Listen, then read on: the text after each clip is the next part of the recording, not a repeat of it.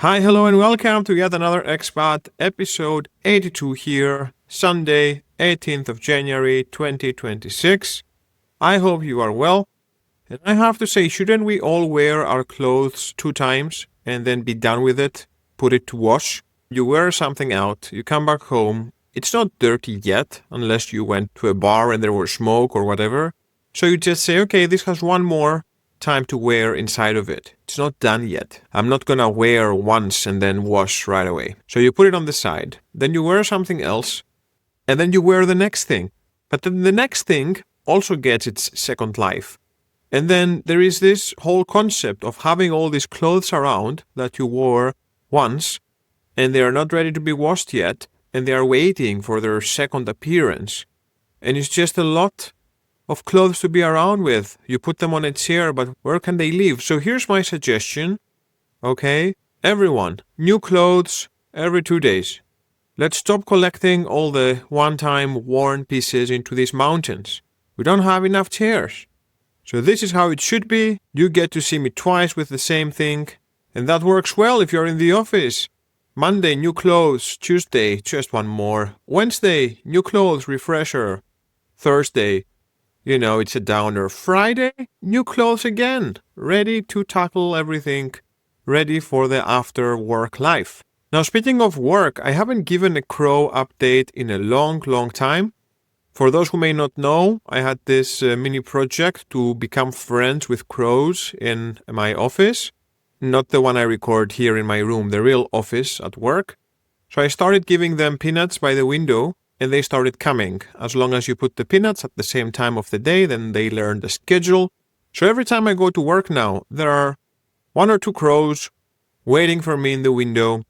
They come by in the day. Sometimes it's more crows. Every now and then, too many crows show up, like they're fighting between them.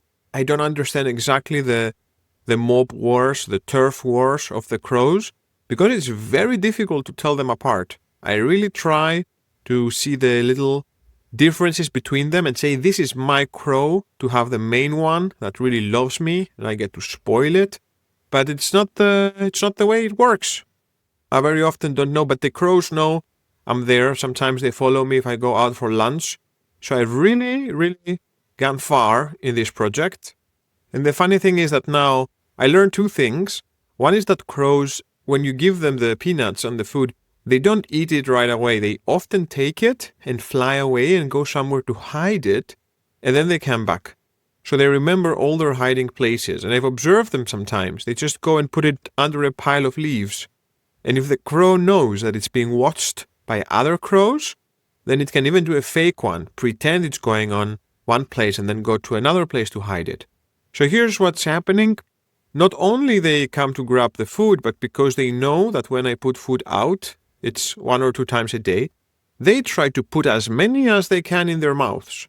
And most crows can put 2 full-size peanuts in their beak and fly away. But some crows can stack up to 3. And they look ridiculous. They really try to make it work. Because if they don't do it, there is a crow right next to them also waiting in line for the peanut. So this is how it goes. The crows are addicted. They're waiting for me. They're stacking food in their mouths. The rest of the people in the office tell me that when I'm not there, the crows go to their windows and they start complaining. Or when I'm in meeting rooms away from my place again, they try to find me around. And I asked a colleague, I said, please let me know when this becomes weird, okay? I had this funky idea to make the crows my friends, and it's actually working pretty well. And she said, oh, it's already weird. Sorry. People are talking about it. So this is life. And I have to say the way they stuck the peanuts in their mouths reminded me briefly of this little gem that I need to tell you while we're still in this intro. Pizza Hut. And when Pizza Hut started in China, they had this salad bar and a lot of people would take their bowl and then go multiple times and just eat a lot from the salad bar. So then Pizza Hut said, okay, listen, everyone, you can only go to the salad bar once. So you have your plate, your bowl, you can go, you can fill it up as much as you want, but after that, you cannot fill it up again. And this gave birth to a very weird habit/challenge people started trying to make the biggest bowl of salad they could from the salad bar. And I'm talking things that got very tall. And this trend started, like people would compete how high they can make they call them salad towers. And they would have techniques, what to put at the bottom, and they would use cucumbers on the sides to fortify it. And there are literal, if you Google salad bar towers, pizza fan China, you will see that they could build these salad towers more than a meter high. They would empty the entire salad bar, making a skyscraper out of food.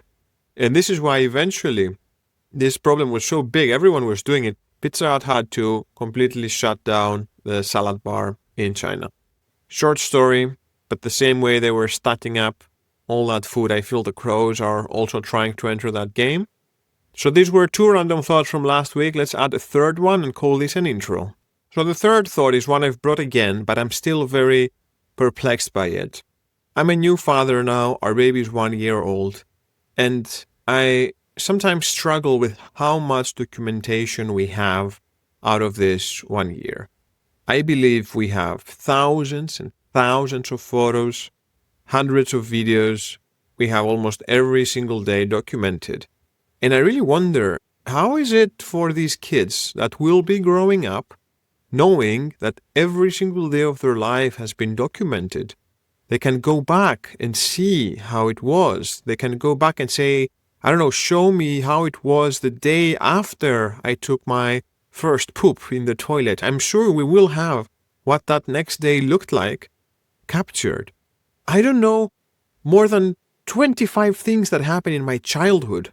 I'm talking about 0 to 15 years. Okay, let's cut it down. 0 to 12 years old. If I sit down, I can count 20 or 30 of my core memories, and I have to dig to find them one by one and try to, like Dumbledore, try to get the magic wand and extract them. And it's a mechanism of the brain. There is this like abbreviation over time, or this obfuscation, as they would say in English. Things are more difficult to understand. And I think it's how the brain works. You know, it hides things. You don't need to know everything. It does its best. It keeps what matters. It discards what doesn't matter.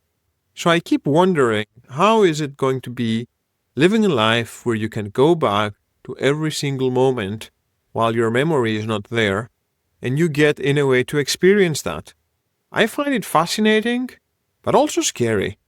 But we're gonna have everything. The first birthday, the first swim, the first riding a bike, the first time meeting Santa. And I guess those are highlights. Everyone can see them.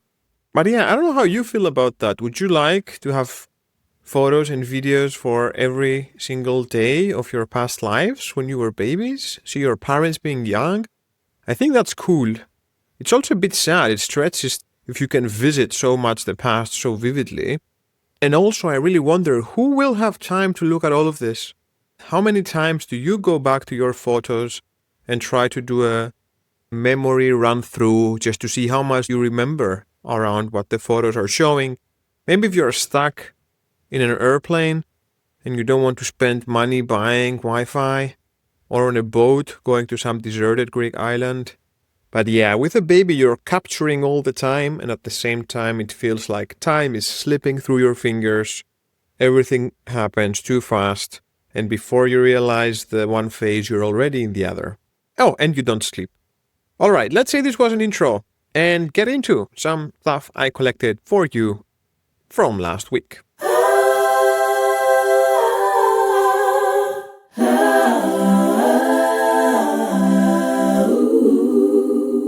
Now, as I am beginning this section, I just want to say, I wish news were more chill. I don't enjoy living life dreading what will be the next headline I'm reading.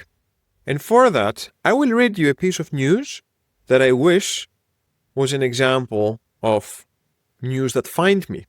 There was freezing rain in Berlin. The weather impact was severe in surrounding Brandenburg, where officials suspended mandatory school attendance. In Potsdam, Mittelmark, the accumulated snow load caused a cattle shed roof to collapse, which trapped 20 cows, and it forced rescue crews to partially demolish the structure to free the animals from the wreckage. Now, for some reason, this piece of news felt like a remedy to me. I wish that all news were like that. Yes, there was a lot of snow, so much snow that the roof collapsed and the cows were trapped, and rescue crews went there and they had to demolish a bit of the structure and they freed all the animals. Like, it almost sounds like a kid's story that you would see in an animation, like an episode of, Peppa the Pig. And when I read that, I didn't have to visualize wars and nuclear bombs and economic collapse. I just had to visualize 20 very cute cows being trapped and people opening the wall for them, and then they're going back to freedom. And I thought, wow, this is the level of news that I want. I don't want to wake up and hear the crazy madman might press the big red button today. No, I want small community news. I would love to hear that a new flower shop opened at the edge of the town and someone caught a very big fish, or someone grew a very big pumpkin, and that the 2 squirrels of the town have now made a baby and it's the new mascot of the little town, this baby squirrel. I don't know, I want this type of things. But that's not what we get. Instead, let's dive into a few things to catch up with the craziness of last week.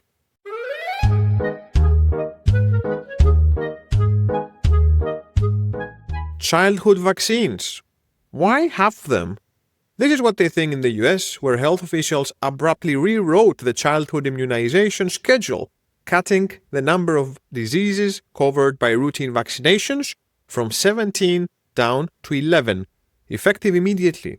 This is not a minor trick. It's the most dramatic change in the US vaccine policy in generations. The move was driven by the health secretary, no other than Robert F. Kennedy Jr., the nephew of the proper Kennedy, who has spent years opposing expansive vaccination schedules and finally has the authority to act on those beliefs. The CDC's acting director updated the schedule without the usual public deliberation through advisory committees, a process that normally takes months or years.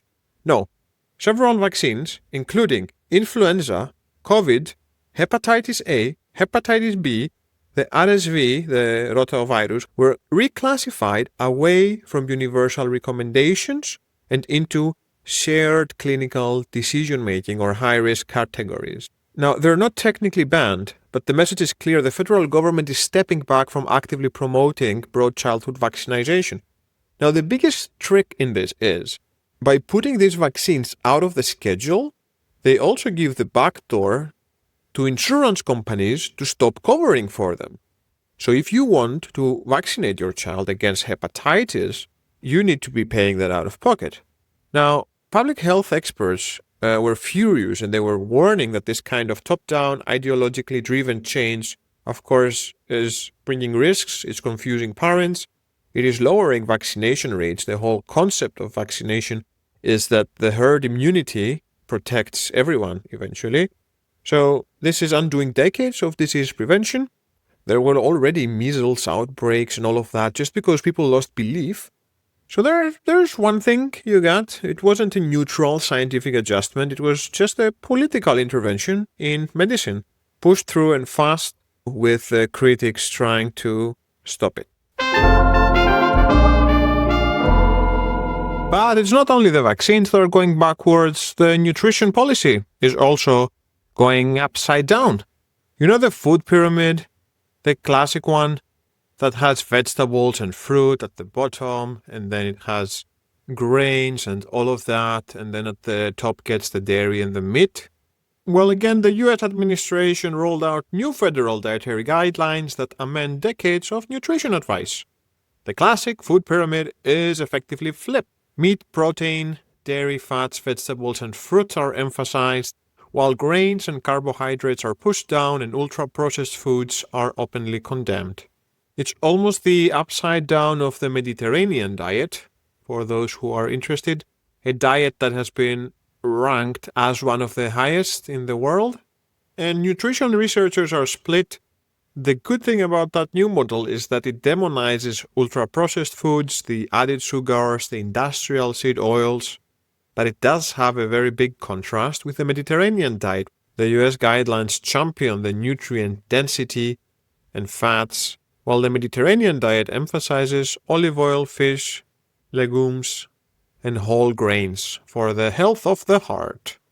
And in the last backward step we will look today, no, it's not ICE, the immigration police of the US getting hundreds of millions in funding, sign bonuses, openly carrying arms, and being above the law.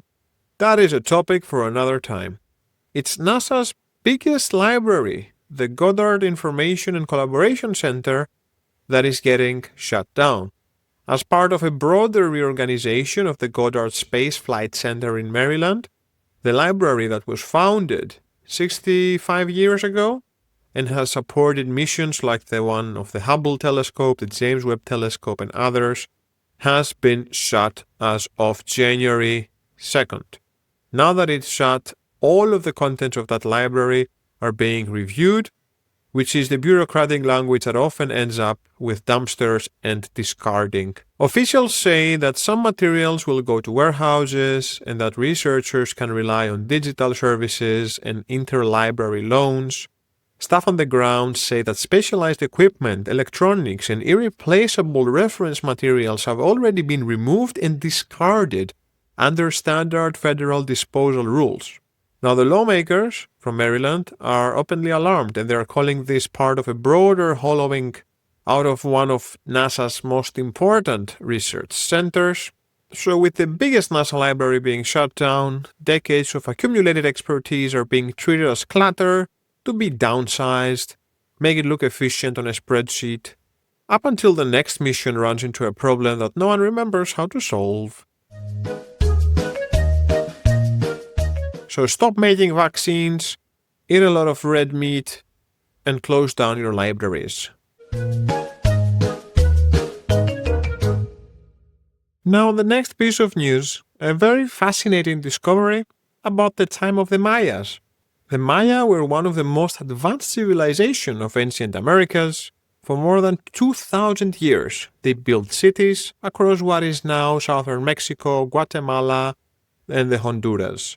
They developed complex calendars, advanced mathematics, astronomy, writing systems, and the large stone architecture that we know from the ruins that have been found.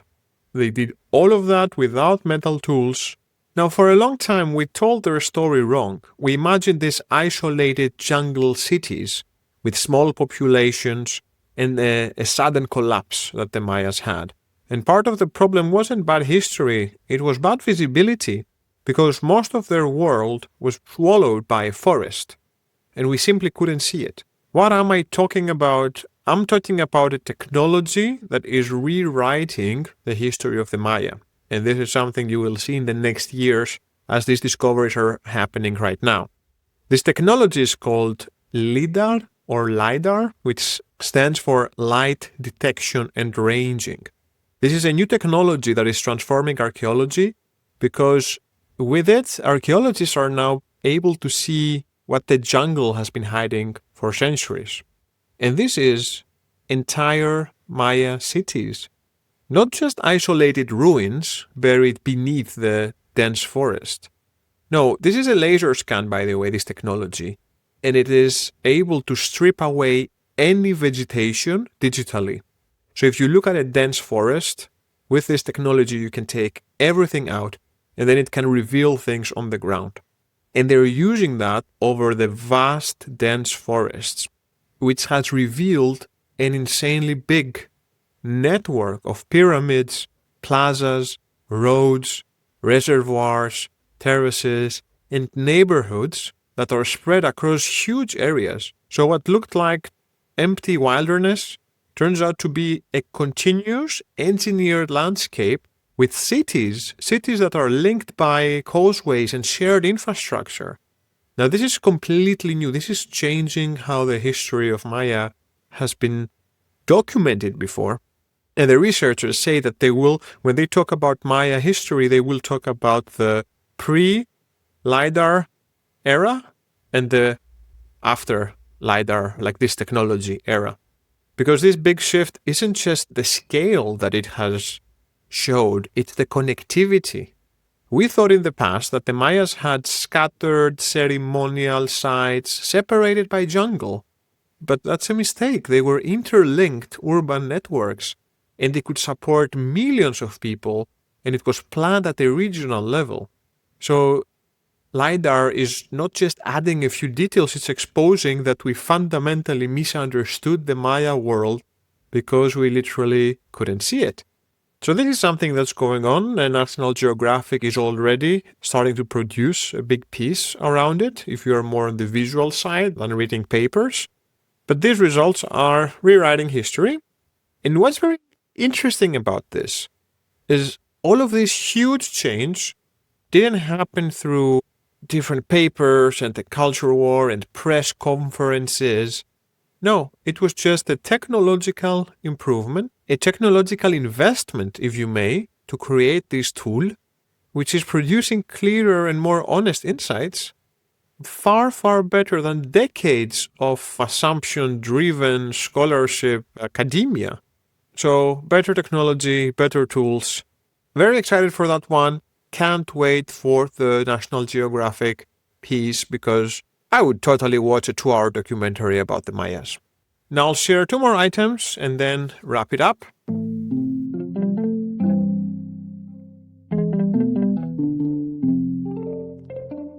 What's happening in Greece? The biggest news that I saw from Greece is that we got a new ship. It's called Kimon. It's a warship. I don't know why this was the biggest headline, but the entire week this ship was coming to Greece. They named it Kimon, ancient Greek name, of course. And then the media, they were just on and on about this warship. Live coverage, see it go into the waters, see as it approaches into our national waters. Wow, Kimon, the ship is now floating in Greek waters. Oh my God. Now it's navigating this island, coming to the main port. They literally had a timeline coverage of the thing. Yeah, okay, we got a boat. Congratulations. Is this a boat gonna save us? Can a boat bring back the thousands of animals that Greece had to kill because the country refused to ask for vaccines from the EU? Because if they asked for vaccines, they would have to report how many animals the farmers actually have versus this fraudulent criminal network that was faking the number of animals to get more EU money for the eclectic friends of the ministry.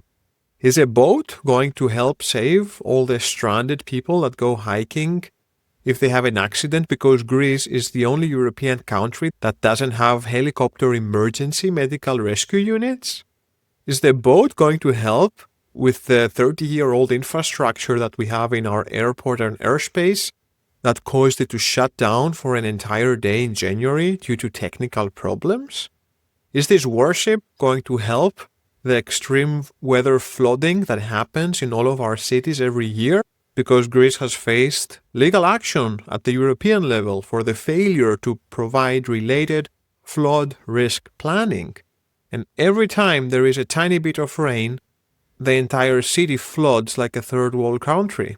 Probably not, but now we have this new warship, which makes not a worship like worshipping, like a war and a ship, which makes some people happy and gives a lot of content for the TV to be playing one news report after the other, showing us this boat coming into the port.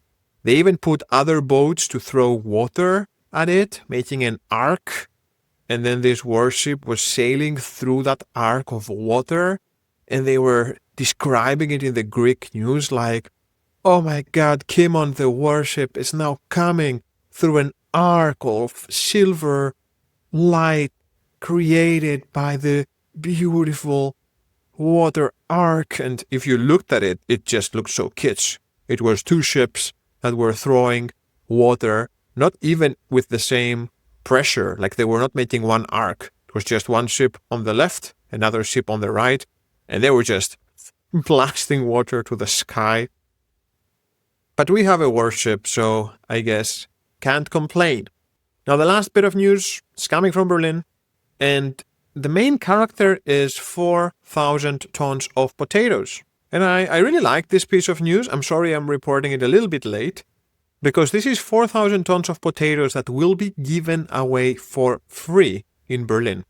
This is a totally true story. There is a farm in Saxony that had been left with 4,000 tons of potatoes because a trader had ordered this harvest, but after the potatoes were harvested, it became clear that the supply on the market was greater than the demand. The market price had fallen, and although everything was financially settled, the potatoes remained. There is a lot of food wastage happening. Last year in Germany, there were almost 10 million tons of food waste. So this trader decided that these 4,000 tons should go to people.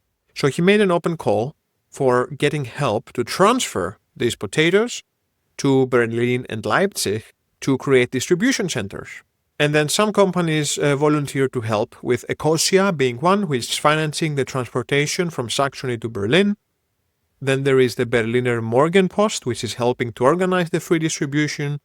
And this is going to be happening this week. They created a website, www.4000tonnen.de. Tonnen is tons in German, where you can go in, learn everything, see the distribution places, and sign up to get your free potatoes. And I think that's about it for this week. Lots of news coming in from the other side of the world, and this one, as I talk, demonstrations are happening in Denmark and other countries because Trump is pushing even more the narrative to seize Greenland, threatening countries with tariffs and increasing tariffs for sending soldiers there. The amount of soldiers that were sent there is something like 16. I was reading the other day, 4 or 5 countries sent soldiers, including Germany, but they sent like 10, 5, 4. There was one country that sent 1 person. But this is unacceptable for the big orange man that's bullying the entire world. So let's see in new episodes and whether we all missed the opportunity to get some of those potatoes in case they are needed. I have been me, you have been you. Whether you wear your clothes 2 times in a row or keep them around for a second wearing that never comes, whether you take 1,000 pictures a week or just 5, remember to keep doing your vaccines, eat healthy, don't burn books, and if you have too many esoteric scandals, just buy a new warship and make a big deal out of it. Now I will see you in the next week, and until then, ciao!